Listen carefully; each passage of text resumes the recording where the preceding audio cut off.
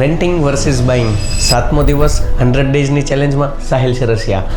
Right, આજનો જે topic છે કે રેન્ટિંગ વર્સિસ બાઇંગ, એટલે કે તમારે જો દુબઈની અંદર તમે આવો છો શોર્ટ ટાઈમ માટે, અગર તમે જો રહેતા હોય છે ને તો તમારે રેન્ટ ઉપર રહેવું જોઈએ. જો લોંગ ટર્મનું વિઝન છે ને તો 100% ઘરનું જ મકાન લેવું જોઈએ. રાઈટ, એનું રીઝન છે કે તમે 4-5 હજાર રેન્ટ આપો, એના બદલે દુબઈના દરેક ડેવલપર જે છે ને 0.5% પેમેન્ટ પ્લાન આપી રહ્યા છે.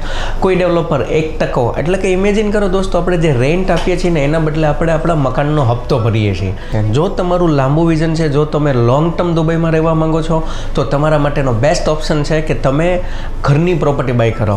અને ઘરની પ્રોપર્ટી બાય કરવા માટે બેસ્ટ ઓપ્શન છે કે તમે પોસ્ટ હેન્ડઓવર પેમેન્ટ પ્લાન પણ દુબઈમાં ઓપ્શન અવેલેબલ છે કે તમે પ્રોપર્ટી લઈ લીધી, પ્રોપર્ટીના પેમેન્ટ પ્લાન 1% છે અને તેમ છતાં પણ તમને રહ્યા પછી પણ તમે પેમેન્ટ પ્લાનમાં કન્ટિન્યુ કરી શકો છો. બીજો ઓપ્શન કે અગર પોસ્ટ એવર પેમેન્ટ પ્લાન નથી, રાઈટ, તો તમે લોન પણ લઈ શકો છો.